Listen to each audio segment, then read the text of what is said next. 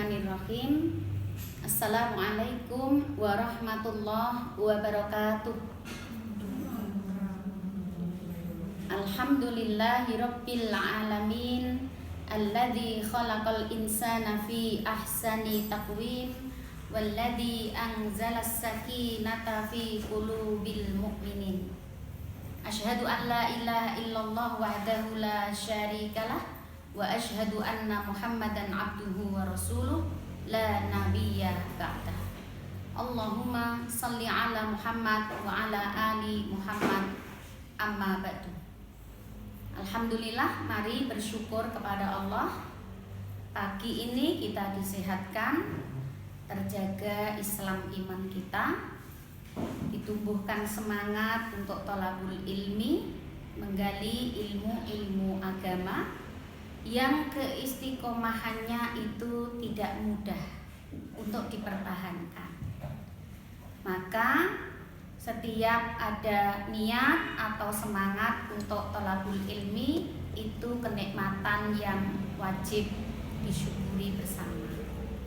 Semoga dengan thalabul ilmi kita diberi kekuatan untuk mengamalkan setiap ilmu yang kita pelajari. Sholawat dan salam mari kita sampaikan untuk Nabi Muhammad Sallallahu Alaihi Wasallam. Kita mulai majelis ini dengan basmalah bersama. Bismillahirrahmanirrahim. Tema kita pagi ini merupakan kelanjutan dari tema sebelumnya, di mana kita membahas tentang rukun iman. Dan hari ini kita sampai pada rukun iman yang kelima, yaitu mengimani hari akhir. Saya review kembali sedikit untuk hubungannya dengan materi-materi sebelumnya. Pertama, mengimani Allah Subhanahu wa Ta'ala. Lalu yang kedua, mengimani malaikat. Lalu yang ketiga, mengimani para rasul. Yang keempat, mengimani kitabullah. Lalu yang kelima ini, mengimani hari akhir. Sebagai rukun iman, maka mengimani hari akhir ini suatu kewajiban, harus ada pada tiap pribadi mukmin. Siapapun mengaku dirinya beriman, maka mau tidak mau mengimani hari akhir ini menjadi syarat. Apabila dia masih ragu atau tidak percaya, maka itu dapat menggugurkan keimanannya, atau dengan kata lain syahadatnya batal. Ya, kalau orang kepada Allah mengimani, malaikat diimani, Al-Quran diimani, tapi nggak percaya pada kiamat, batal semua. Syahadatnya rusak. Ya, mana dalilnya kalau mengimani hari akhir itu bagian dari rukun iman atau asas dari keislaman seseorang? Di dalam Al-Quran itu Allah sering menyebut kalimat mengimani Allah itu diikuti dengan mengimani hari akhir. Contohnya banyak, tapi salah satunya misalnya dalam surat Al-Baqarah 177 ya. Itu di situ ada ayat yang bunyinya penggalannya ya. Walakinnal birra man amana billah ya wal yaumil akhir. Akan tetapi kebajikan itu adalah mengimani Allah lalu mengimani hari akhir. Di situ mengimani yaumul akhir disebut setelah mengimani Allah. Itu di situ menunjukkan bahwa mengimani hari akhir adalah suatu kewajiban, syarat bagi keimanan seseorang.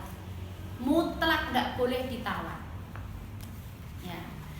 Kita tahu kiamat atau hari akhir, ya, itu adalah peristiwa yang saat ini buat kita itu masih gaib. Kita belum mengalami ya karena dunia masih eksis seperti ini. Nah, mengimani perkara gaib bagian dari kewajiban mukmin. Itu sekali lagi sesuatu yang tidak bisa ditawar-tawar. Nah, yang kedua, di dalam Al-Quran Allah itu menyebut nama-nama lain hari kiamat itu lebih dari 20. Itu menjadi bukti apa? Bahwa hari kiamat itu sesuatu yang harus kita percayai. Sesuatu yang harus kita percayai. Nyatanya Allah sebut sampai dengan 20 lebih nama lainnya. Ya, tentu misalnya kalau kita mau ambil contoh ya, Yaumul Akhir, ya, hari akhir. Kenapa kiamat itu disebut hari akhir? Karena itu adalah hari terakhirnya dunia ini, hari terakhirnya hancur. Kenapa disebut Yaumul Qiyamah, hari kiamat? Qiyam itu bangkit, manusia yang mati dihidupkan kembali. Ada lagi misalnya disebut Yaumul Hisab, yaitu hari perhitungan, di mana amal manusia dihitung. Ya, misalnya apalagi selain itu nama lainnya Yaumul Ba'ats, hari berbangkit. Ya, mungkin dari 20 itu beberapanya kita sudah familiar ya, apalagi di juz 30 di dalam Al-Quran itu dijadikan sebagai nama surat. Seperti apa? Al-Qari'ah misalnya, itu kan hari kiamat. Al-Ghoshiyah itu juga nama lain dari hari kiamat.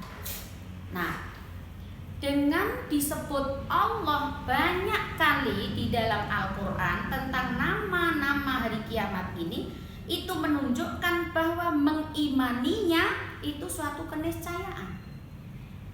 Siapa yang mengaku dirinya beriman, maka dia harus pula meyakini bahwa kiamat pasti terjadi, bahwa alam akhirat itu ada, bahwa orang yang sudah mati maka dibangkitkan kembali oleh Allah, ya, bahwa dunia ini fana, akan hancur, selesai, dan ada alam abadi, ya, yang saat ini kita belum dapat melihatnya.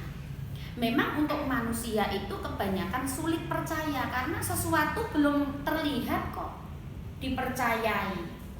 Begitu juga mengimani Allah. Allah nggak kelihatan, sulit. Malaikat nggak kelihatan, tapi harus diimani, mereka ada. Ya. Turunnya kitab suci Al-Quran, prosesnya kita nggak lihat, sulit juga diimani. Termasuk juga mengimani hari akhir ini. Nah, ketika disebut kiamat, ya, ketika disebut kiamat, maka yang tergambar dalam benak kita itu adalah sebuah proses dari A sampai Z tentang kiamat itu sendiri. From A to Z itu gambarannya dari apa ke apa? Dari hancurnya alam semesta, atau kalau makhluknya kematian. Dari mati sampai endingnya adalah surga atau neraka. Begitu disebut kiamat, ya, tergambar dalam benak kita sebuah proses yang panjang. Ya, diawali dengan tadi kalau makhluk mati, masa tunggu, hidup kembali, ya, berkumpul di padang mahsyar untuk hisab, ya, penerimaan kitab dulu, penerimaan kitab, lalu hisab, lalu mizan itu ditimbang, lalu setelah ditimbang ada namanya jaza. Jaza itu pembalasan, apakah ke surga ataukah ke neraka. Jadi kalau disebut kiamat itu sebuah proses yang sangat panjang, dari kehancuran sampai pembalasan.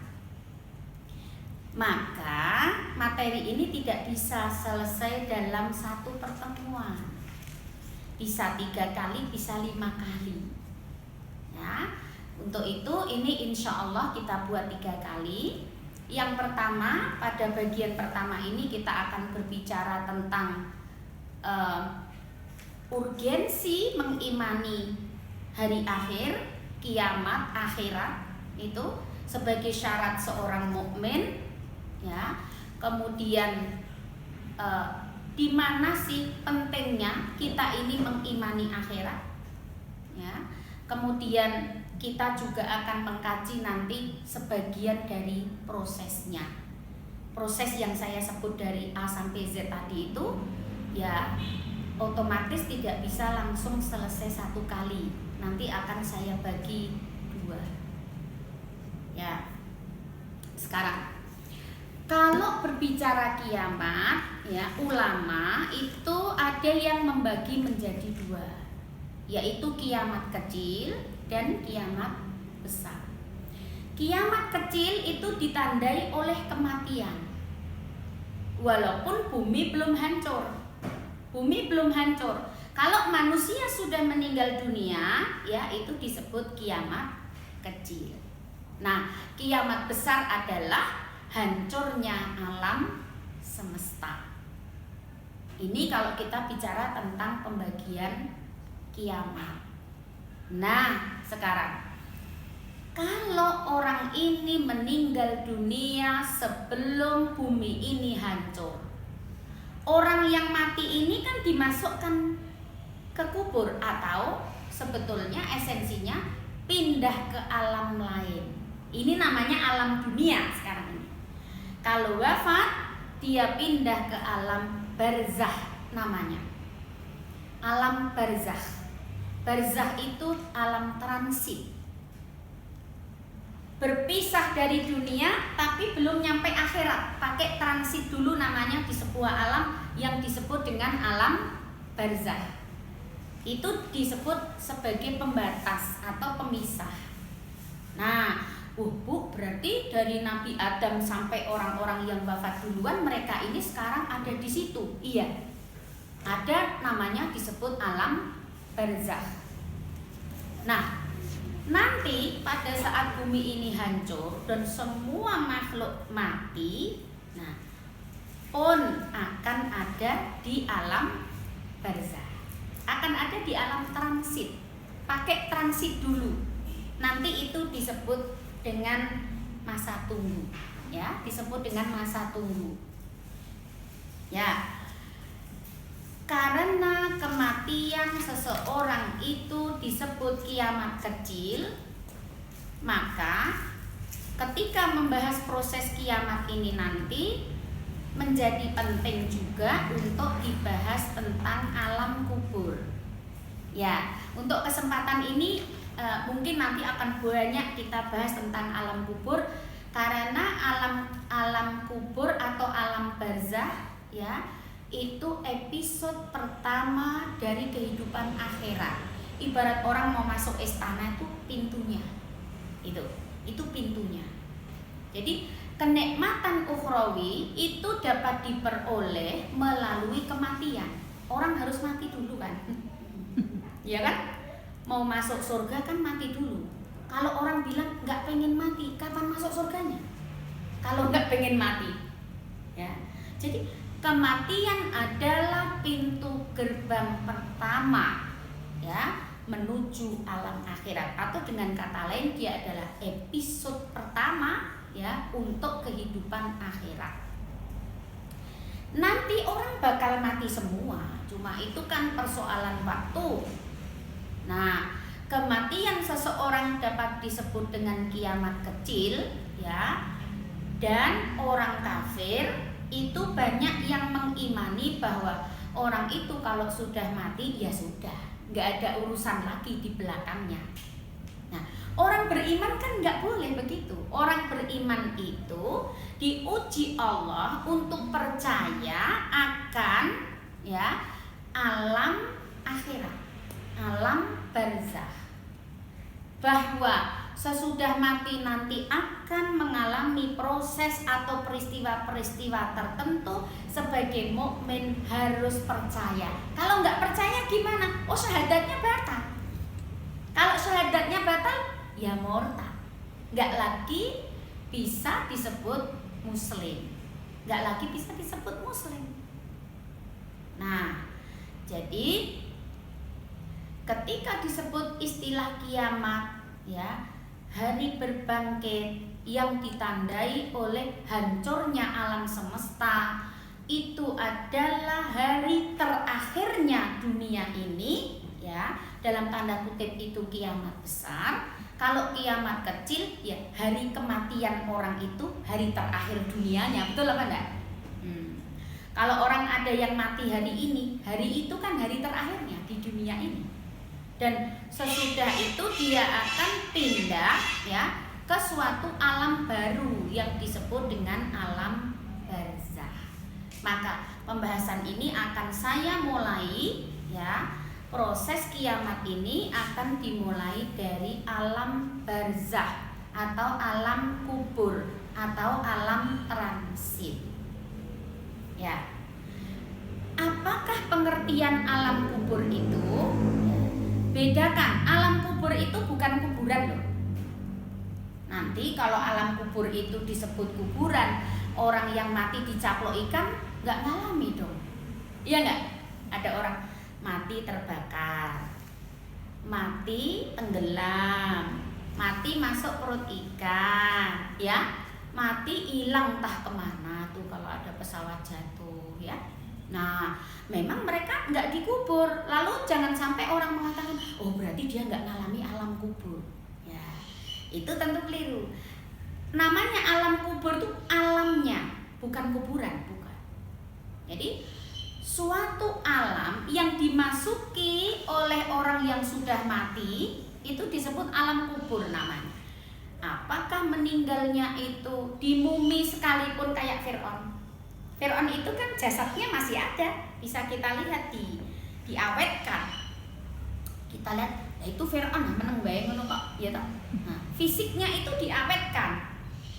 Tetapi dia mengalami yang namanya tinggal di alam barzakh. Alam barzakh sama dengan alam kubur, sama dengan alam transit. Ya.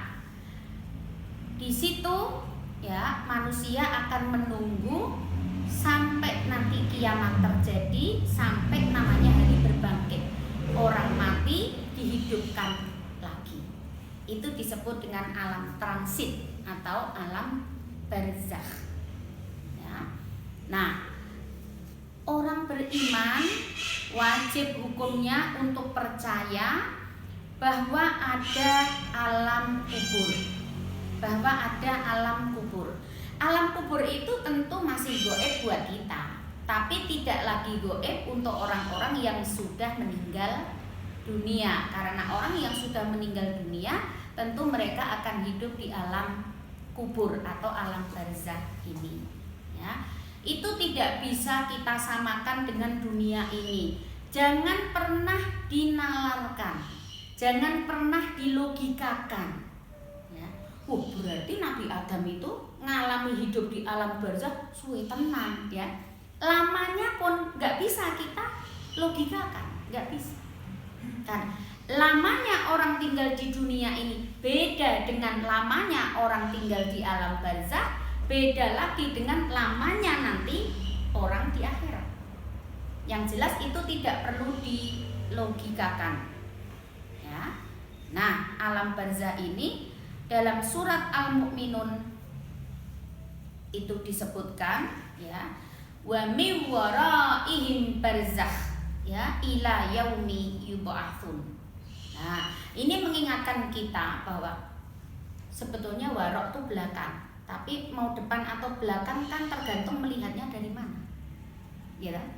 Kalau kita lihat akhirat itu di depan, berarti alam barzakh di depan dong, ya kan? Kalau kita melihatnya dari mana? Dari akhirat, berarti dunia itu lebih di depan.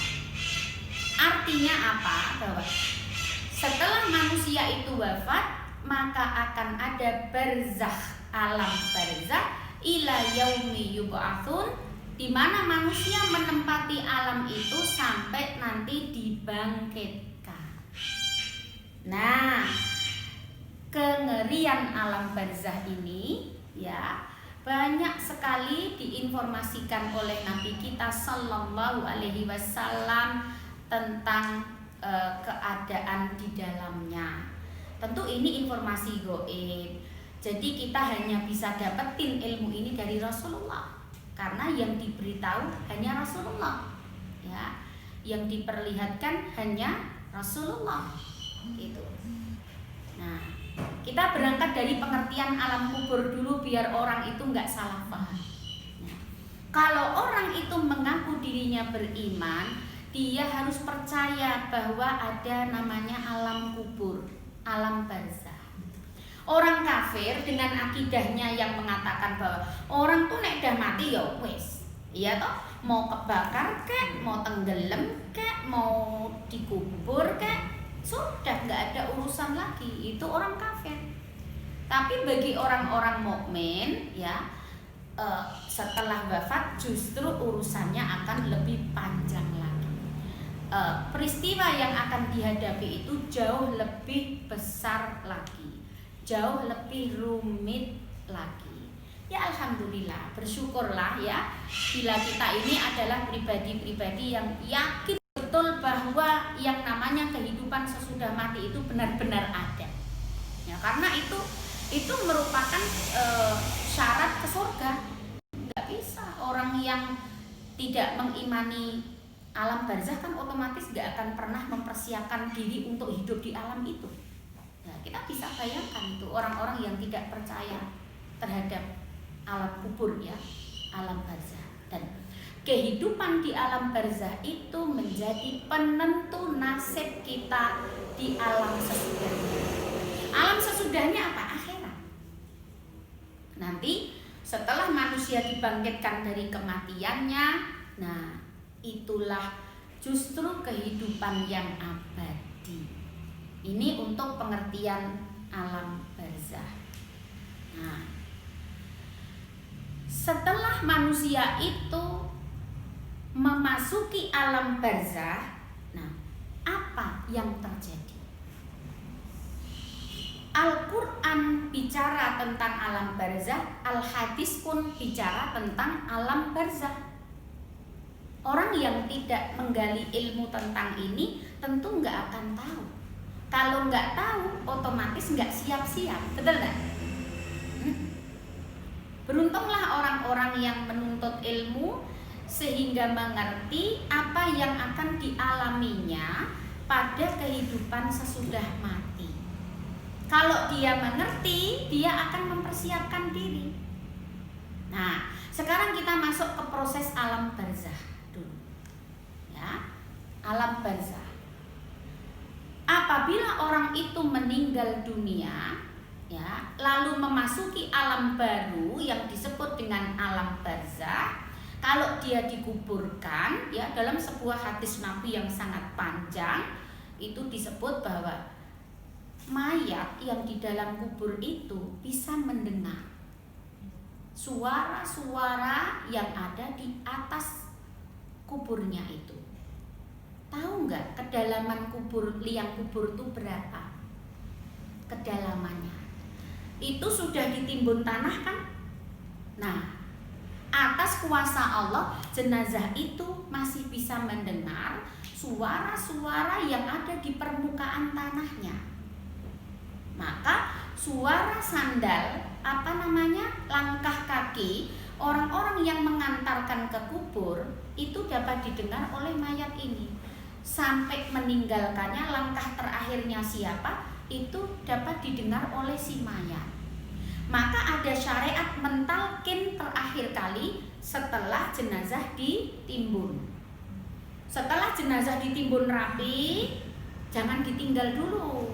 Talkin sekali lagi dengan la ilaha illallah. Kenapa? Jenazah itu mendengar supaya nanti memudahkan dia menjawab pertanyaan kubur oleh malaikat siapa? Mungkar dan Nakir. Diingatkan lagi, Mau wafat kan ditalkin, ya. Tapi begitu mau ditinggal dari makamnya, ditalkin sekali lagi. Itu dalam rangka mengingatkan. Jenazah itu bisa mendengar, tapi tidak bisa berbicara. Tidak bisa, ya, kecuali nanti kepada malaikat penanya kubur. Itu adalah mungkar dan nakir.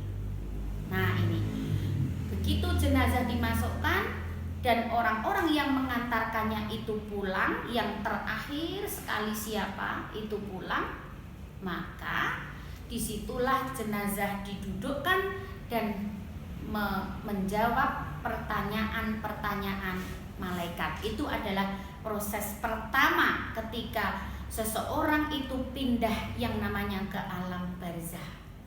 Jadi keluarganya menangis, mayat ini juga tahu, gitu, mendengar. Apakah jenazah ini masih bisa mendengar? Jawabannya iya. Tapi apakah bisa menjawab? No, tidak bisa. Nah, pertanyaan kubur ini di Quran juga dibicarakan. Jadi kalau ada orang mengatakan, apa benar bahwa nanti ketika di alam kubur kita akan ditanya oleh malaikat? Ya, benar. Nah, maka janji Allah untuk meneguhkan kalimat orang-orang yang beriman dalam menjawab pertanyaan itu benar-benar ada di dalam Al-Quran. Orang yang selama hidupnya menjaga iman dan amal soleh otomatis dimampukan oleh Allah untuk menjawab pertanyaan kubur. Jadi nggak perlu les bahasa Arab hanya untuk jawab pertanyaannya malaikat kalau hatinya tidak beriman. Orang ini mau bahasa Jawa kek, bahasa Arab kek, bahasa Inggris kek, ya, bahasa Batak kek, selama dirinya beriman, nggak usah takut. Menghadapi pertanyaan kubur ini oleh Allah dimampukan, otomatis dibuat mampu. Ya, ini untuk pertanyaan alam kubur. Ini penentunya sekali lagi adalah apa? Amal soleh. Nah, alam kubur ini, ya, yang kalau kita lihat hanya 2x1, kemudian kita bisa membayangkan kalau ditimbun tanah itu gelapnya kayak apa. Ya, sudah mayatnya ini dibungkus kain kafan, ya, kemudian ditaruh di lubang yang nyamping itu, ya, masih ditimbun tanah, gelap sekali. Ya. Dalam hadis Nabi pun juga disebutkan, inna hadhil kubur mamlu'atun bidul matin. Kubur itu gelap sekali, ya, tapi disebut Nabi akan disinari oleh apa? Kuburan ini peteng dedek, tetapi dia akan disinari oleh apa? Di antaranya adalah, ya, disinari oleh doa orang-orang yang menyolatkannya. Nah, suatu hari, ya, ketika ada apa yang bersihkan masjid itu namanya takmir, membersihkan masjid. Suatu hari dicari Nabi. Kemana ini si aku nggak ada? Oh, dia sudah wafat, wahai Rasul. Ya. Nah, Rasul bertanya di mana makamnya. Lalu Rasul pergi ke makam itu dan menyolatkannya di sana. Ya namanya kan sholat ghaib kalau jenazahnya sudah tidak di depan mata. Ya. Dan hanya sholat jenazah saja yang boleh dilakukan di makam. Nah, lalu Nabi bersabda sesudah itu bahwa kubur ini, ya, sebetulnya gelap gulita, tapi dia menjadi bercahaya oleh karena doa-doa, ya, sholat, melalui sholat yang dilakukan oleh orang-orang mukmin. Itu pentingnya mengapa kalau ada orang meninggal itu, ya, kan dikatakan sholatkan minimal 40, maka akan diampuni dosa-dosanya. Nah, itu ada juga yang sholat jenazah itu setidaknya 3 shaf. 3 shaf itu kan kiasan banyaknya yang menyolatkannya. Jadi kita bisa membayangkan bagaimana orang kafir yang tidak mengimani adanya alam barzah, kemudian ya boro-boro ada yang nyolatin dia. Mana ada orang kafir wafat disolatkan. Betapa gelapnya kubur dia, kondisi kubur yang seperti itu. Dan ya, kubur itu menghimpit jenazah. Himpitan itu dalam hadis Nabi disebut gambarannya seperti tulang rusuk kanan kiri itu kan begini, tapi himpitan itu begini. Kan tulang rusuk kan harusnya begini, tapi himpitan itu begini, remek. Ya itu bagian dari adab kubur. Nah, nanti itu masuk pada pembahasan apa? Apakah adab kubur itu benar-benar ada?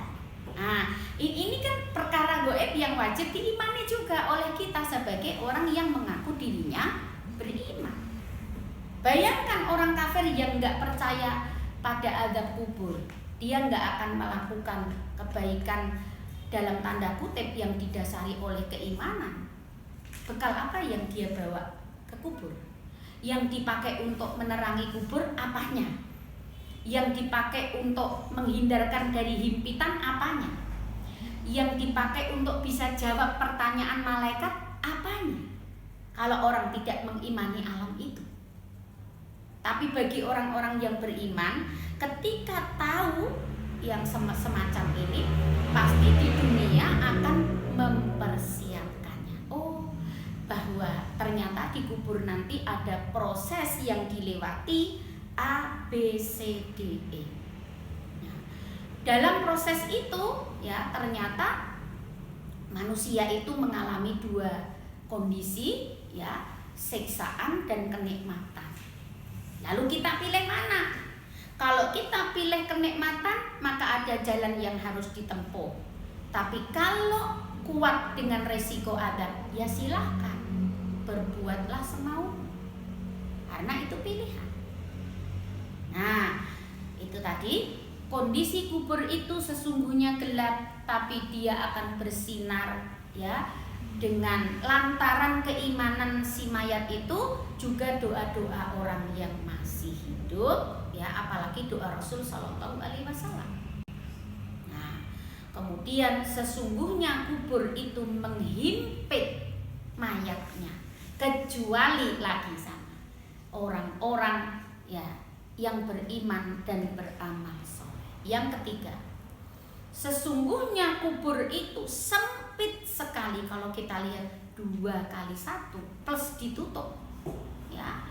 Tetapi kubur itu akan lapang luar biasa ya, seluas mata memandang. Orang yang di permukaan bumi mungkin membayangkan yang dikubur ngap-ngapan gitu ya. Tapi bahwa orang yang dilapangkan kuburnya atau mendapatkan kenikmatan kubur ini ya adalah orang-orang yang waktu di dunia punya 2 bekal tadi. Yang pertama iman, yang kedua amal. Nanti di penutup kajian saya sampaikan tentang perbekalannya itu. Ya, berikutnya, proses yang akan dialami oleh jenazah ini adalah menghadapi ujian kubur, fitnah kubur. Kita di dunia ini hidup ada ujiannya ya, di kubur itu juga ada ujiannya. Kalau orang meninggal itu berhenti dari ujian dunia, tapi ganti. Ujiannya ganti menjadi ujian alam kubur, alam barzah. Ya. Surat Al-Mu'min ayat 45 sampai 46 itu menunjukkan dalil yang menunjukkan adanya bahwa di alam barzah itu ada azab juga ada nikmat. Di situ yang dibuat contoh adalah Fir'aun. Ya. Wa haqa bi ali Fir'aun su'al adab. Ya. Yu'raduna an-naru yu'raduna 'alaiha ya guduwa wa asiyah. dikatakan Fir'aun itu diliputi azab. Neraka itu ditampakkan pada orang seperti Fir'aun 2 kali sehari, baik di waktu pagi ataupun di petang hari. Ya, surat Al-Mu'min itu sudah jelas banget menjadi dalil bahwa di kubur ada azab. Tapi di kubur juga ada nikmat. Kapan diazab? Kalau dia tidak lulus ujian. Tadi saya menyatakan bahwa proses alam barzah itu akan melewati namanya ujian barzah, ujian alam kubur. Ujiannya soalnya apa? Ya pertanyaan mungkar nakir tadi. Man rabbuka, ya, siapa Tuhanmu? Kalau orang selama hidup Tuhannya itu sudah Allah, ya mesti jawabnya nanti Allah. Tapi nggak mungkin kalau orang selama hidup yang disembah bukan Allah kok menjawab Allah, itu mustahil, nggak mungkin. Jadi nggak perlu belajar maksudnya bagaimana besok biar bisa menjawab terus dia pakai kalimatnya, itu nggak perlu. Tapi bahwa menjawab pertanyaan itu akan otomatis tergantung kepada apa? Keyakinan. Hadisnya panjang yang bicara tentang pertanyaan kubur ini oleh mungkar dan nakir, ya. Dan nanti ditanya, madinuka, agamamu apa? Ya, maka bagi orang kafir yang tidak beragama Islam, ketika dia menjawab bukan Islam atau bahkan tidak punya agama, disitulah adabnya mulai, ya, ditegakkan. Apakah itu himpitan kubur, ya, rusuknya dihentak seketika, ataukah itu dipukul dengan besinya malaikat, bukan besi nendonya loh, ya, besinya malaikat, ataukah di situ malaikat menggunakan binatang seperti ular, ya, untuk mengadab orang itu. Nah, nanti setiap orang di kubur itu akan ditampakkan Rasul Muhammad Sallallahu Alaihi Wasallam dan akan ditanya, kenal nggak kamu dengan orang ini? Ya, bagi yang menjawab, asyhadu anna Muhammadar Rasulullah, aku bersaksi orang ini adalah Rasul, selamat. Jadi dia lulus ujian. Kalau lulus ujian maka mendapat apa? Nikmat kubur namanya. Tapi ketika ditanya, ya, apalagi orang yang waktu di dunia tidak sekedar nggak percaya kerasulan Nabi Muhammad, tapi menghinakan, ya, maaf ya, melecehkan, misalnya memfitnah, menyiksa dulu, ya, zaman Rasul masih hidup, ya pasti mereka akan gagal dalam ujian kubur ini. Begitu tidak bisa menjawab, azab dikenakan. Begitu tidak bisa menjawab, azab dikenakan. Seperti itu terus sampai kiamat. Sampai kiamat. Dan, ya, itu siksaan lahiriah. Siksaan batiniahnya apa? Ketakutan. Karena setiap pagi dan petang ditayangkan tentang isi neraka. Bayangkan kalau kita lihat film horor aja, ya, lihat film horor aja, kita nggak berada di tempat yang menakutkan itu, kita juga tidak sedang diteror, tapi melihat kengerian itu ngeri juga, kita takut. Jadi adabnya itu lahir dan batin. Nah, ini merupakan informasi gaib, ya, peristiwa yang kita nggak melihat juga belum mengalami, tapi pasti akan mengalami, masuk ke alam ini.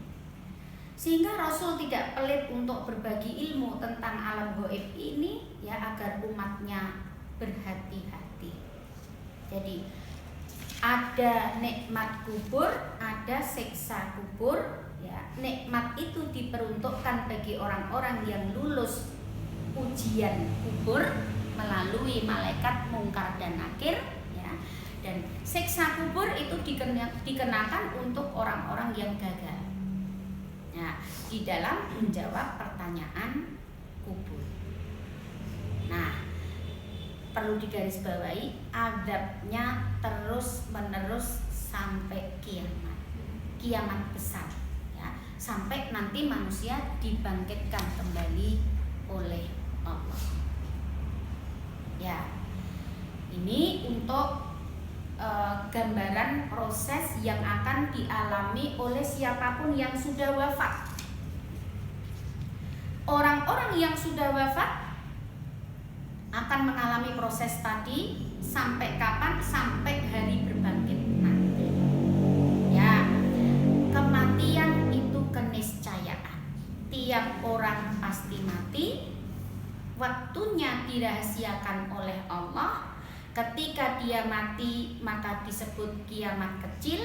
Dia sudah mengalami yang namanya kiamat kecil dan pindah ke alam lain yang disebut dengan alam barzah, di mana di alam barzah itu manusia akan menjalani proses demi proses.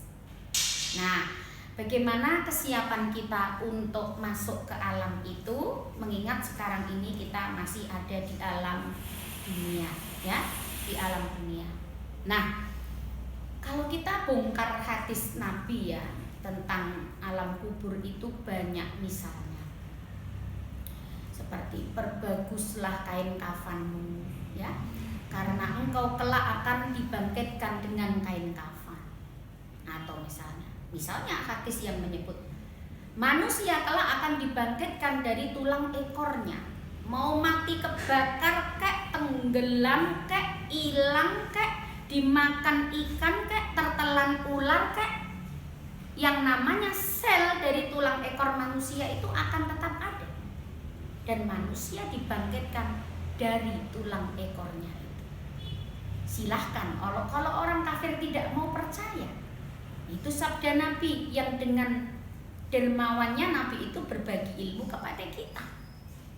Ya, kan banyak orang yang tidak percaya hidup sesudah mati. Ini. Nah, sekarang bagaimana kita selamat, ya, dari kubur? Ya, ini masih ada waktu, semoga cukup. Ya. Bagaimana supaya kita selamat dari kubur? Ya, saya itu teringat oleh sabda Nabi bahwa orang yang selamat dalam proses kuburnya itu tuh sudah alam barzah itu dikatakan sebagai raudhah min riyadil jannah. Orang soleh itu kalau sudah nyemplung ke kubur sudah nyicil gitu loh, sudah nyicil menikmati surga. Karena di dalamnya ada kenikmatan kubur. Tapi buat orang kafir itu ada lubang neraka. Nyicil gitu, lubang neraka. Siapa yang selama hayat tidak beriman atau meninggalnya dalam keadaan tidak beriman, ya kondisinya demikian itu. Ibaratnya dia masuk ke alam barzah sudah seperti masuk neraka. Padahal belum gitu ya. Nah, betapa mengerikan itu alam kubur itu. Nah, Abu Hurairah radhiyallahu anhu yaitu meriwayatkan sebuah hadis Nabi. Dia meriwayatkan hadis Nabi, sabda Nabi itu gini, bahwa orang mati itu kalau dia beriman masuk ke kubur itu dia betul-betul mau diserbu oleh azab. Tapi azab ini tidak akan bisa mengenai jenazah ini ketika mayat ini punya yang namanya benteng. Nah, benteng ini apa? Dalam sabda Nabi itu disebut bahwa sholatnya akan jadi benteng di bagian kepala. Kalau kita setiap hari sholat nih loh, ya, sholat itu akan jadi tameng di bagian kepala. Jadi nanti ketika azab itu mau nyerbu dari bagian kepala, sholatnya akan mengatakan, kamu nggak bisa mengadab, ini sholatku. Nah, maka sebetulnya kalau kita memperbagus sholat itu, sesungguhnya kita itu menciptakan tameng untuk diri kita sendiri kok. Jadi kenapa kita merasa tersiksa dengan sholat? Iya nggak? Gitu kan? Ini ribet amat ya. Ya kan? sholat lagi, ya toh. Nah, baru 2 jam, sholat lagi, sholat terus. Sesungguhnya dari sholat ke sholat itu adalah tameng kita di alam kubur. Untuk apa? Bendung, jangan sampai azab itu datang lewat bagian kepala. Lagi, puasa kita itu akan menjadi tameng pada tubuh bagian kanan. Puasa kita, ya puasa makanya niatnya yang benar. Jangan hanya untuk diet. Kalau untuk diet cuma dapat langsing. Belum tentu langsing juga sih puasanya. Itu. Jadi puasa yang karena Allah itu kita membuat tameng azab kubur dari sebelah kanan. Jadi ketika azab itu mau menyerang, dipakai oleh puasa kita. Nah, zakat sedekah kita ini ya, zakat wajib atau sedekah sunnah itu dia akan menjadi tameng pada bagian tubuh sebelah kiri. Azab itu jadi susah masuk karena kita ini punya tameng dari segala penjuru. Itu.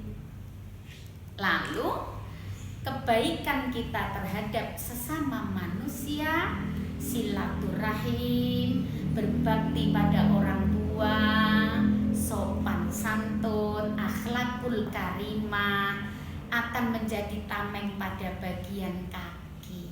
Full dari kepala sampai kaki, seluruhnya terlindungi oleh apa?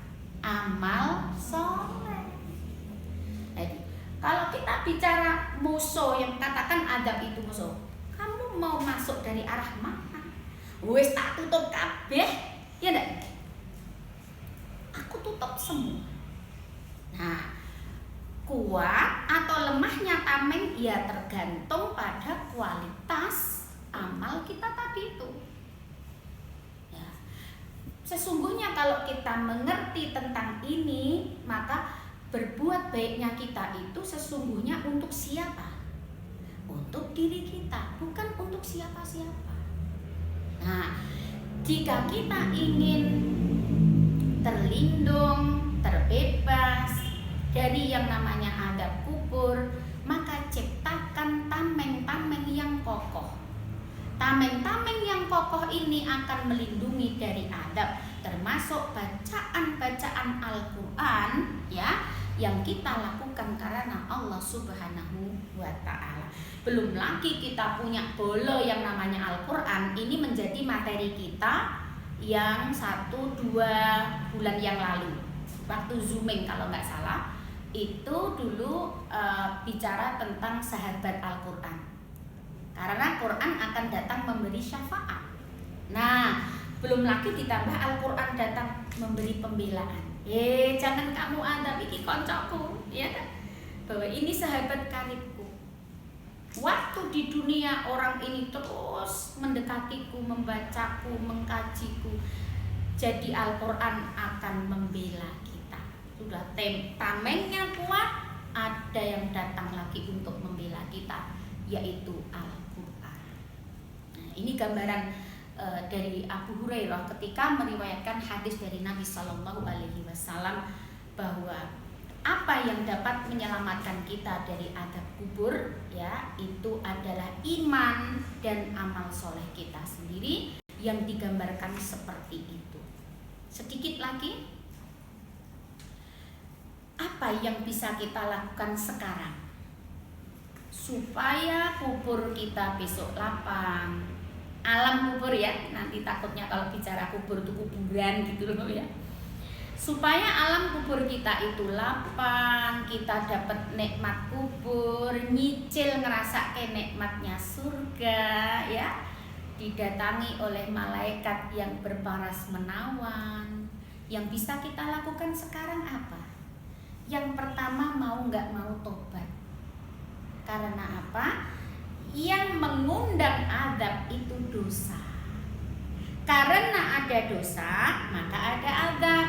Kalau bersih dari dosa, azabnya nggak ada. Maka yang pertama, lazimkan untuk tobat. Ya, lazimkan untuk tobat.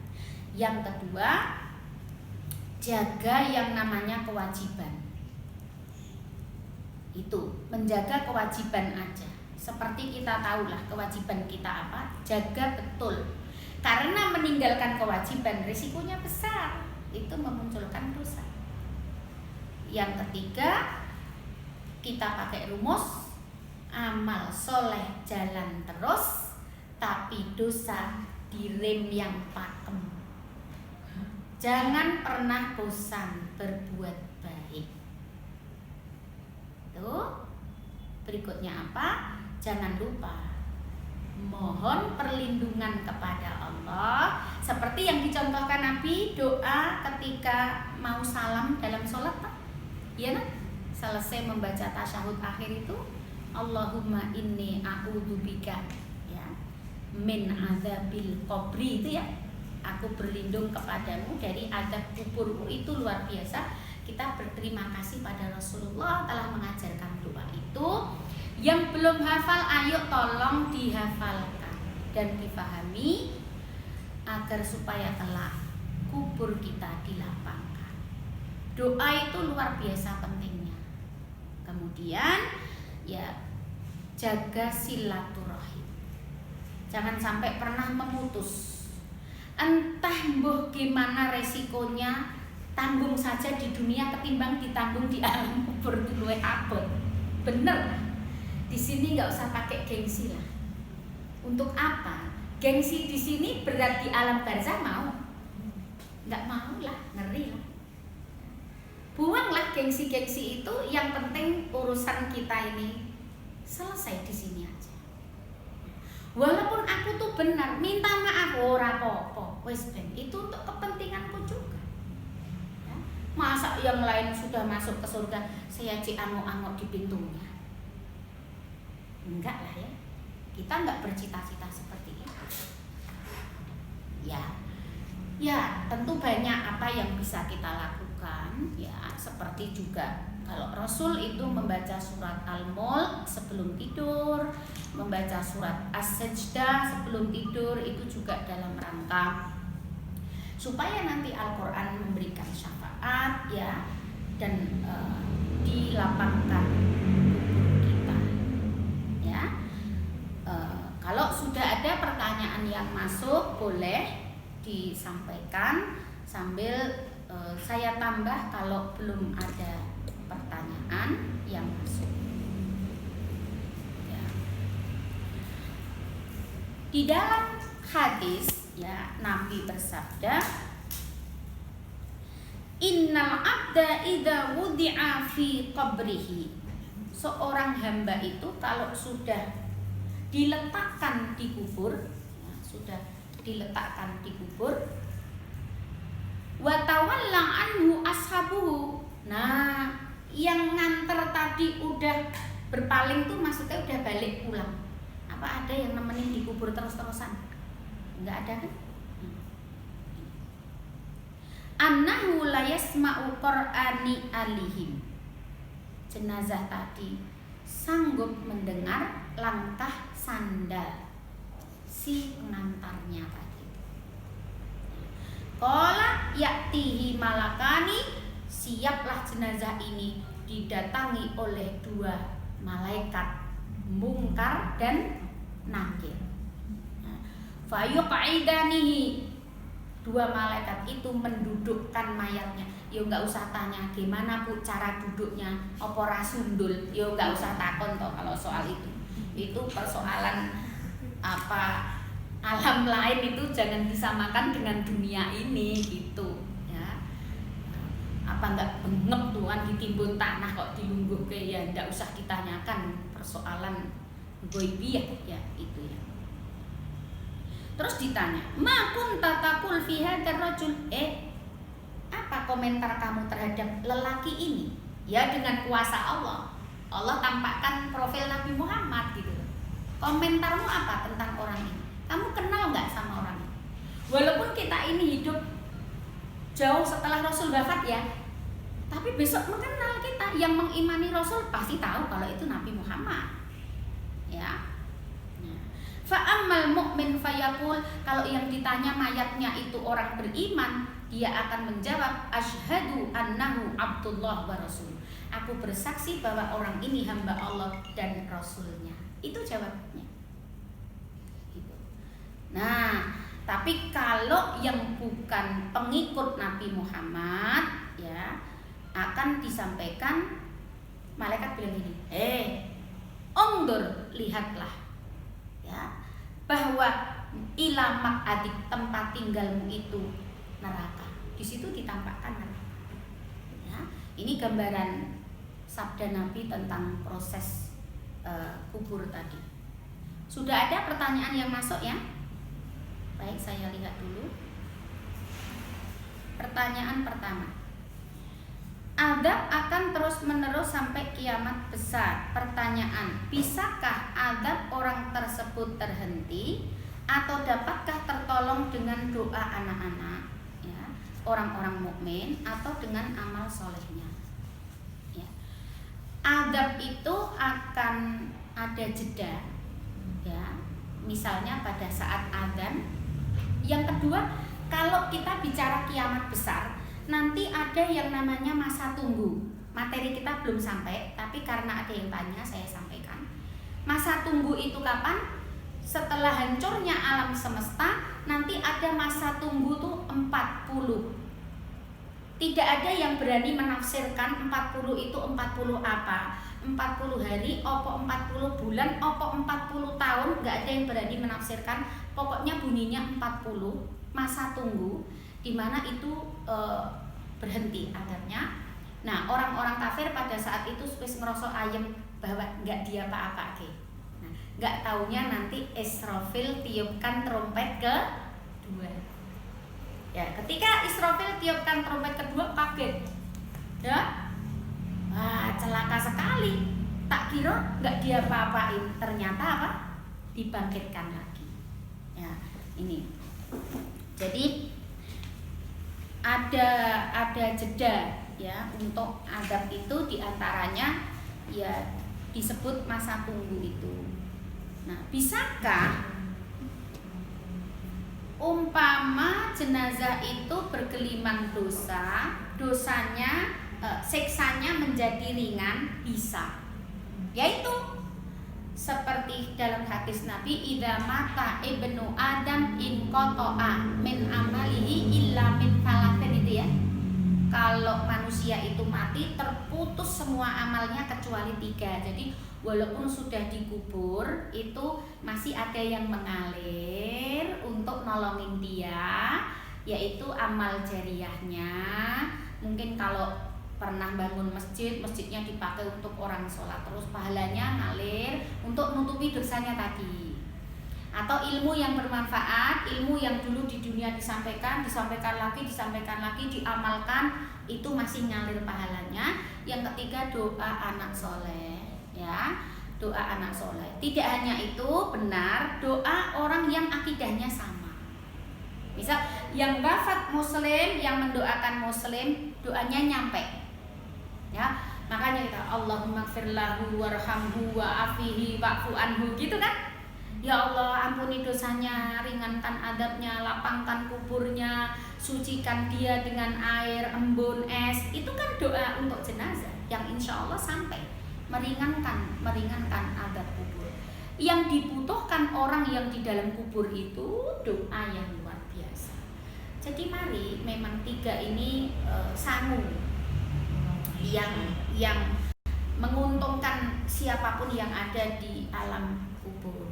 Kalau bisa dari sekarang itu sudah mulai dicicil, ya, ndak ketang sedikit punya wakaf gitu, jariyah, ya, yang pahalanya mengalir itu. Ya. Didik anak kita jadi soleh. Jangan bosan para bunda ngingetin anak-anak kalau selesai sholat harus mendoakan orang tua, agar itu menjadi kebiasaan sampai nanti tua. Sampai kita nggak ada pun dia akan dongake terus. Nggak usah bosan, itu untuk kepentingan kita. Ayo doa orang tua selalu itu, ya, dan doa kita orang-orang mukmin semuanya. Itu ya untuk pertanyaan pertama, ya. kesimpulannya ya bisa. Doa dan amal soleh, ya, amal jariah itu dapat meringankan adab. Pertanyaan kedua, silaturahim yang dimaksud apakah dengan keluarga saja atau dengan orang yang pernah berhubungan dengan kita tapi sudah nggak boleh berhubungan lagi untuk menjaga satu sama lain? Ini yang setelah koma ini maksudnya bagaimana? Saya jawab dulu gini. Silaturahim dengan silaturahmi ada yang menyamakan, ada yang membedakan. Kalau yang membedakan, silaturahim itu untuk yang ada hubungan darah, silaturahmi itu lebih luas. Ya tentu yang utama adalah menjaga yang ada hubungan darah, yang utama. Tapi tidak mengesampingkan menjaga hubungan orang-orang yang tidak ada hubungan darah pun juga sama. Ya, dimulai dari yang ada hubungan darah, namanya silaturahim. Meluas ya, sampai kepada ya kemampuan kita di mana untuk menjaga hubungan itu. Kalau setelah koma kok saya menangkapnya, apakah wajib menyambung juga hubungan ya dengan orang yang kita udah nggak boleh berhubungan lagi? Kalau saya nangkapnya kok gini, apa ada kebolehan untuk tidak menyambung kembali ya orang-orang yang kalau kita nyambung menimbulkan dosa? Apa gitu yang dimaksudkan yang bertanya ini? Misal saya contoh. Pelaku homoseksual, untuk menyembuhkannya nggak boleh ketemu dong, betul nggak? Kalau dia ketemu bakal kumat meneh. Atau dengan misalnya penjudi, dia mau tobat dari judi, asal ketemu teman lamanya yang judi kan ya mesti akan kumat lagi. Nah dengan orang seperti ini apakah kemudian kita boleh untuk jaga jarak? Kalau bisa jangan ketemu lagi, supaya apa? Dosa itu nggak terulang lagi. Mungkin yang dimaksudkan penanyanya apa seperti itu ya. Nah kalau memang seperti itu, maka menjaga jarak dengan niat menjaga munculnya dosa itu boleh, tapi jangan diniatkan untuk memutus ya karena selain itu. Niatnya hanya karena menjaga dosa saja. Ya mohon maaf kalau saya tidak bisa menangkap, yang saya tangkap seperti itu. Pertanyaan nomor 3. Apakah benar kalau kita menancapkan tanaman di atas kubur seseorang dapat meringankan adab kuburnya? Oh ya, kan Nabi dulu waktu jalan-jalan di pekuburan kan mendengar jenazah teriak ya, nangis. Kemudian Nabi menancapkan pelepah kurma di kubur itu. Lalu sahabat bertanya. Sebelum sahabat bertanya, Nabi mengatakan, tahukah kamu bahwa orang yang ada di dalam kubur ini sedang diazab oleh malaikat? Dan tahukah kamu bahwa azabnya itu bukan karena dosa besar, bukan. Tapi karena apa wahai Rasulullah? Adabnya itu karena apa? Tidak menjaga kencingnya. Ya kan? Karena dia membiarkan najis itu. Mungkin nggak cepok, mungkin meninggalkan najis sehingga mengenai orang lain, bisa jadi. Ya. Lalu kemudian Nabi menancapkan pelepah itu dan menjelaskan bahwa semoga yang di dalam kubur ini adabnya diringankan sampai pelepah kurma ini mengering. Itu ya, kalau hadisnya kan itu. Lah, pelepah itu kan ditancap dengan tangan Rasul. Tangan Rasul ini kan mengusap penyakit aja sembuh. Keberkahan tangan Rasul. Waktu Rasul sakit, Aisyah aja mengusapnya nggak pakai tangan Aisyah, tapi menjalankan tangan Rasul. Tangan Rasul dilakokke sama Aisyah. Kenapa? Karena Aisyah meyakini yang berkah itu tangannya Rasulullah, bukan tangannya Aisyah. Sama waktu Nabi nanam kurma ajwa. Kenapa kenapa kurma ajwa itu bisa berfungsi untuk obat? Dipegang tangan Rasul. Keberkahannya, ajwa kan nama tempat. Yang nandur langsung tangannya Nabi. Karena kena tangan Nabi berkah, sehingga buahnya kalau dikonsumsi bisa mengobati. Kan begitu.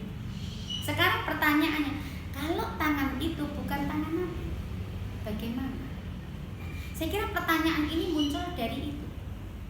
Ya, apakah benar kalau kita menancapkan tanaman di atas kubur seseorang dapat meringankan adabnya? Ya, kalau yang kita tancapkan ini suatu pelepah dengan harapan, mudah-mudahan. Kalau berharap kan nggak salah, boleh, betul nggak? Ya, kalau yang namanya berharap itu boleh aja. Ya. Nah, kita tidak merendahkan satu dengan yang lain, tapi bahwa ya semoga saja yang namanya harapan itu bisa terkabul, bisa tidak terkabul, itu. Ya. Sehingga kalau ingin niru Nabi kayak tadi itu nancep ke pelepah, ya bermohon saja kepada Allah. Ya. Semoga yang di dalam sono itu diringankan adabnya. Pertanyaan keempat, bagaimana cara bertobat yang benar supaya Allah menerima tobat? Tobat yang diterima ya jelas tobat nasuha, tobat yang sungguh-sungguh, tobat yang tidak untuk mainan, tobat yang memenuhi 5 syarat. 1. Meyakini atau mengakui kesalahan. 2. Mohon ampun. 3. Menyesali, berjanji tidak mengulangi. Dan menutupi kesalahan dengan amal soleh. Itu namanya 5 unsur dalam tobat nasuha. Tobat itu diterima kalau nasuha. Pertanyaan ke-6, di alam barzah apakah kita saling mengenal, bisa saling mengingat kehidupan di dunia? Ya. Kalau orang sama-sama di alam ruh, kalau orang sudah meninggal kan di alam ruh ya. Bunda pernah mimpi. Nah, kita mimpi itu menunjukkan kita ketemu di alam roh. Iya. Nah, oh semalam aku mimpi ketemu kamu, tapi kok di Jogja ya? Bu, apa itu rohnya lagi pergi ke Jogja kalau begitu? Nah, ketika kita dengan orang lain sama-sama di alam roh, maka mungkin bertemu. Orang yang sudah mati dengan sesama yang sudah meninggal sangat mungkin bertemu, tetapi di alam ruh. 7. Doa apa yang kita panjatkan saat ziarah kubur? Doa yang dituntunkan dalam sholat jenazah itu bagus banget. Allahumma firlahu warhamhu ya, wa'afihi wa'fu anhu wa akrim nuzulahu wa wasi' madkhalahu wa aksilhu bil ma'i wal thalji wal barad. Itu aja. Allahumma la tahrimna ajruhu wa la taftina ba'da. Doa-doa yang dipanjatkan dalam sholat jenazah itulah yang kita panjatkan waktu ziarah kubur. Tentu didahului dengan doa ke kubur itu ya, assalamu alaika ya ahlal kubur, itu lah ya. Semua sudah hafal kan? Ya. Pertanyaan ke-9 ya. Keberapa tadi? Doa apa? 7, 8. Di alam barzah apakah kita saling mengenal? Sudah. 9. Kalau di dunia pernah melakukan dosa, tapi kemudian tobat, apakah tetap mendapat siksa kubur? Jadi, siksa kubur itu diberikan kepada orang yang tidak lulus di dalam menjawab pertanyaan kubur dari Munkar Nakir tadi. Siapa yang tidak bisa menjawab itu akan diazab. Yang kedua, orang-orang yang waktu meninggal dunia itu masih meninggalkan dosa. Jadi masih meninggalkan dosa. Kalau masih meninggalkan dosa, ya maka akan dibersihkan lewat azab kubur. Ini untuk orang yang beriman. Nah, maka keuntungan orang beriman itu ada proses pembersihan di alam kubur ya sebelum sampai ke alam akhirat. Kalau dibersihkan juga masih ya nanti kan dibersihkan di akhirat. Jadi kalau di dunia melakukan dosa tapi kemudian tobat, kalau tobat itu diterima dan sudah bersih dan di alam kubur itu lulus menjawab pertanyaan kubur, ya mudah-mudahan terbebas dari azab. Ya setidaknya kalau tidak terbebas itu diringankan. Ya, azab itu kan dari berat bisa diringankan, yang ringan bisa dibebaskan. 10. Kalau membaca Al-Quran, apakah pahalanya juga sampai kepada jenazah? Maksudnya, saya memahami dua. Kalau yang dimaksudkan saya baca Quran, khatam 30 juz. Terus saya bilang gini, ya Allah, pahalaku menghatamkan tadi tak kasihkan si A. Wes gak usah kasih ke aku, wes kasihkan si A. Menurut Imam Syafi'i tidak sampai. Ya, yang kedua saya memaknainya, kita membaca Al-Quran, lalu setelah kita membaca Al-Quran dan orang yang mati itu dulu punya andil ya untuk proses saya bisa baca Quran. Dia dapat pahala karena apa? Berjasa di dalam mendidik saya sampai bisa baca Quran. Jariah loh itu. Jangan sungkan dong ngajari ngaji itu. Itu jariahnya besar sekali. Setiap kali nanti orang yang diajari ngaji, yang ngajari dulu dapat terus, itu termasuk ilmu yang bermanfaat tadi loh. Nah, kalau yang dimaksudkan ini, iya, gitu ya. Jadi saya memahaminya dua ini pertanyaan ini. Ya, apakah pahalanya sampai kepada jenazah? Ya, kalau jenazah tadi punya andil besar dalam mendidik anak ini sampai dia bisa membaca Al-Quran atau paham tentang Quran, ya, iya, jenazahnya tetap dapat pahala terus. Tapi kalau sifatnya transfer gitu ya, saya ini punya pahala nih ya khatam, tapi pahalanya saya transfer, Imam Syafi'i tidak sampai. Beda dengan sodako ya. Pertanyaan ke-11, apakah di alam barzah orang yang sudah meninggal akan bertemu? Oh, ini sama dengan yang di atas tadi. Apakah akan bertemu dengan orang yang sudah meninggal lainnya? Ya, sangat mungkin ketemu. Ya, karena ya di alam yang sama, ya, berada di alam yang sama. Ini untuk pertanyaan ke-11. Nah, apa yang dibutuhkan oleh orang yang sudah mati? Orang yang sudah mati itu kan sudah tidak bisa menambah amal kecuali dari amal jariyahnya, ilmu jariyahnya, dan doa anak yang soleh. Otomatis yang ditunggu mereka itu doa orang yang masih hidup. Terutama kalau kita punya orang tua, birrul walidain kita, bakti kita pada orang tua yang sudah meninggal itu mendoakan mereka yang sudah di alam barzah untuk agar diampuni dosanya sesering mungkin, minimal tiap kali selesai sholat fardu. Nah, itu nanti termasuk birrul walidain pasca orang tua kita meninggal dunia, terutama kerabat. Kenapa? Biasanya kalau nggak kerabat kan kita mendoakannya cuma kalau takziah, betul nggak? Iya, kalau sudah nggak takziah tuh sudah nggak inget gitu untuk mendoakan. Makanya kalau contoh doa yang mencakup itu kan Allahumma gfir lil muslimina wal wal muslimat wal mu'minina wal mu'minat. Ada kalimat apa? Al ahya'i minhum wal amwat. Itu udah kena semua.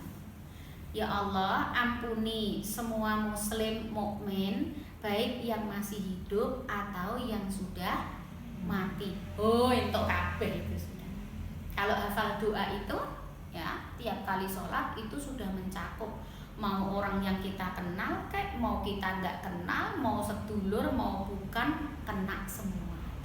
Al ahya'i minhum wal amwat. Baik yang masih hidup maupun yang sudah mati. Memang kalau kirim-kirim pahala itu ulama itu berselisih pendapat. Kalau tentang transfer bacaan Al-Qur'an ya itu memang tidak sampai. Tapi kalau sedekah ya itu memang ada yang menyatakan atau berpendapat sampai, dengan dalil bahwa dulu sahabat Nabi pernah konsultasi dengan Nabi.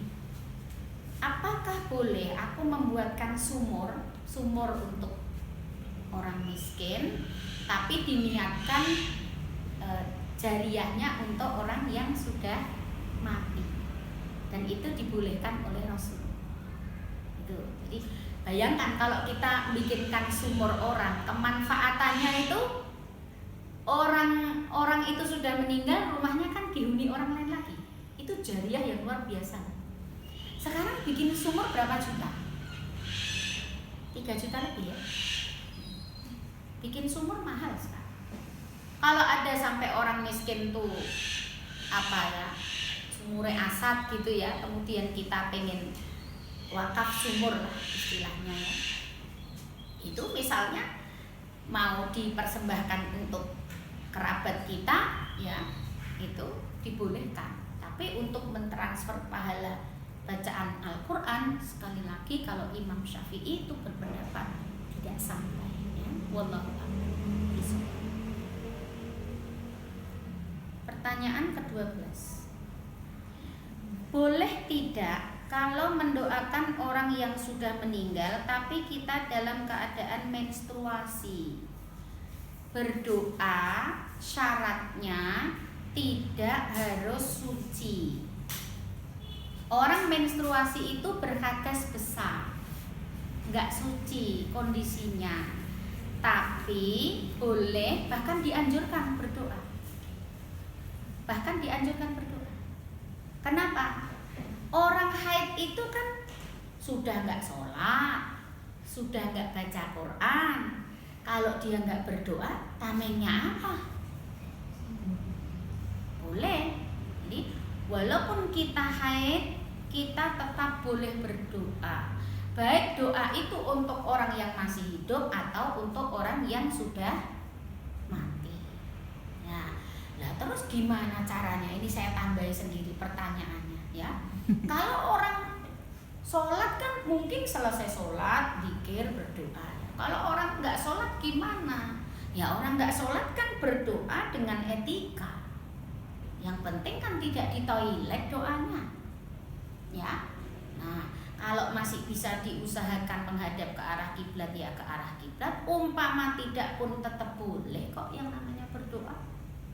Anak udah biasa mendoakan orang tuanya yang sudah meninggal dunia misalnya ya, begitu selesai mandi pagi karena nggak boleh sholat duha karena haid, dikiran toh, zikir, istighfar, tasbih, tahmid ya kan. Nah habis itu langsung saja disusuli dengan berdoa Allahumma ighfir laha warhamha wa'afiha wa'fu'anha. Boleh, nggak apa-apa. Kalau sholat itu ya nggak boleh, tapi kalau berdoa itu termasuk ibadah yang tidak membutuhkan syarat suci. Ya, 13. Haid bolehkah zikir pagi petang Ustazah? Boleh. Justru harus zikir. Orang haid kalau nggak zikir, nggak punya tameng, nanti setane kemeruyuk. Nanti emosi kita meluap. Ya, nanti kita nggak bisa sabar. Jadi justru orang haid, wanita haid itu malah harus harus zikir. Kalau ingin hati-hati, zikirnya menggunakan yang dari Nabi, ya, tidak dari ayat Al-Quran. Kan banyak itu kalimat-kalimat zikir yang bukan ayat, ya. Perbanyak istighfar, perbanyak tasbih, perbanyak tahmid. Itu untuk wanita. Kalau nggak salah sudah pernah saya share ya di grup yang buku merah itu. Zikir wanita haid. Gambarnya bunga mawar itu, ya. 14. Contoh membuatkan sumur kemudian dijariahkan untuk orang yang sudah meninggal. Pertanyaannya, apakah pembuat sumur juga masih dapat pahala? Jangan khawatir. Dan Allah tidak pernah menyia-nyiakan sedikit pun usaha kita. Lah kan yang bikinkan sumur nih pakai pengorbanan apa enggak? Ya pakai, wong dia ngeluarkan uang. Jangan khawatir. Nanti dia bilang, pahalanya dibak sing mati. Aku nggak dapat, ya dapat lah. Setiap ada jerih payah itu ada hasilnya. Masa ada jerih payah nggak ada hasilnya? Setiap jerih payah pasti ada hasilnya. Nggak usah khawatir, kita pasti dapat pahala. Kita hanya perlu berkeyakinan bahwa siapa berniat dia dapat pahala, siapa berbuat dia dapat pahala. Itu aja, sekecil apapun. Kadang-kadang ya kita ini cuma kasih ide aja dapat pahala. Cuma kasih ide loh, iya kan? Cuma bantuin orang cariin solusi. Kayaknya kan kita nggak perlu jalan pemeneh lari, duduk manis kok, iya kan? Tapi kita memberikan solusi gitu untuk orang sehingga solusi itu bermanfaat, itu dapat pahalanya. Walaupun kita kelihatannya nggak ngeluarin duit, kelihatannya energi kita juga nggak keringetan beora gitu kan ya. Tapi bahwa dengan ide yang kita sumbangkan itu berpahala, itu jangan khawatir. Masih ada lagi 15. Bagaimana kalau mengirimkan Al-Fatihah atau bacaan surat lain dalam Al-Quran untuk orang yang sudah meninggal? Jadi begini jalan berpikirnya. Dalam sebuah hadis yang sahih, Nabi itu bersabda bahwa surat Al-Fatihah itu mengantarkan pada ijabahnya doa. Jadi jangan pelit. Ketika kita mau baca doa, mau memohon ke Allah, terus dilambari dengan Al-Fatihah, itu dalam hadis yang sahih mengantarkan pada ijabahnya doa. Jadi mau doain siapa? Al-Fatihah itu pengantar, supaya doa yang kita panjatkan tadi makbul. Gitu. Ya. Kan di Al-Fatihah itu terdiri dari 2 kandungan. Yang pertama adalah pujian untuk Allah, yang kedua adalah permohonan. Nah ini dan Al-Fatihah itu mewakili kandungannya, mewakili seluruh isi Al-Quran.